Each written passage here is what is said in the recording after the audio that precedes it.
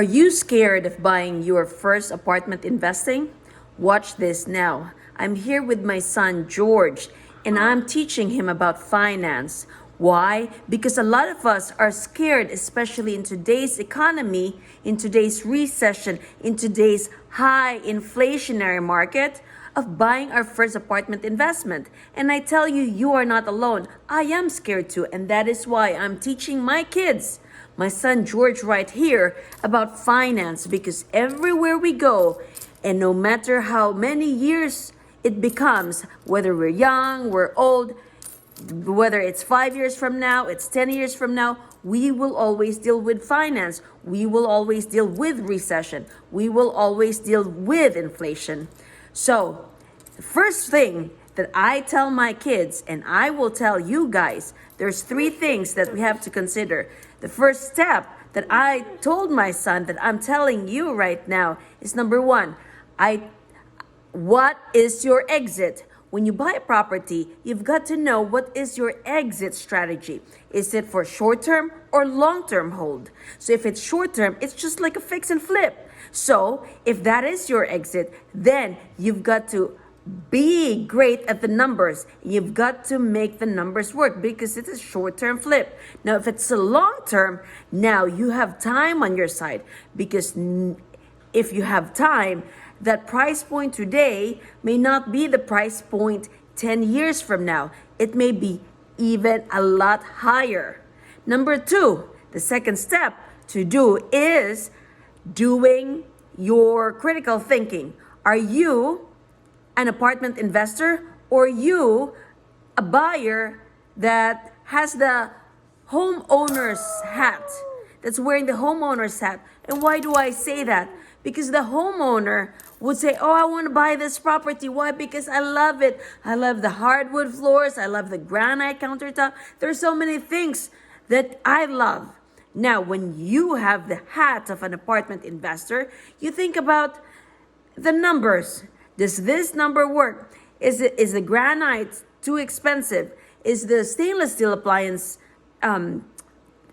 cost too expensive? So when you're an apartment investor, you actually need to do the math before you say, oh, I'm gonna buy this property.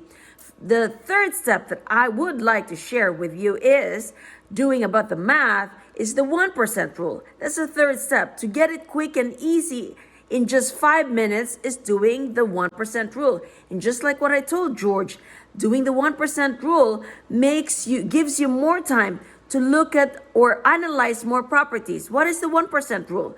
Now, 1% rule means is that when you have a property, let's say $100,000, and you want to buy it for $100,000, now if you think that you're able to rent that property for $1,000, that means that's a good property to evaluate. So what is the 1% rule again, Mingyan? The rent should be 1% of how much the property costs. That is right. And that's what I just explained earlier. If the rent is $1,000 and you're able to buy that property for $100,000, that is the 1% rule.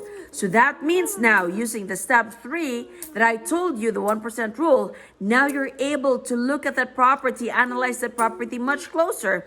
Now, is the property in a great location? Is the property fully lock and loaded that you can rent it out? Or do you still have to put more money into that property where that 100,000 is actually 150,000? Why? Because that 50,000 is for renovation. Now, when you're at 150,000, that is no longer applying the 1% rule. That is over and above the 1,000 rent. So if you're buying 150,000 with 100,000 of the purchase price plus 50,000 of the renovation cost, now you should expect to get $1,500 of rent per month. That is where the 1% rule. So those guys are the 3 steps to buying your first apartment investment in this critical times right now. So hopefully you are no longer scared by just doing those 3 steps. To recap, number 1, know your exit. Are you short-term flipper or are you long-term hold? Number 2, are you wearing a homeowner's hat or are you wearing the investor hat? Number 3, the 1% rule, to get you to analyze a lot of properties in just a short time and know more about that property. So, my dear friends, let's go. Well, can't wait.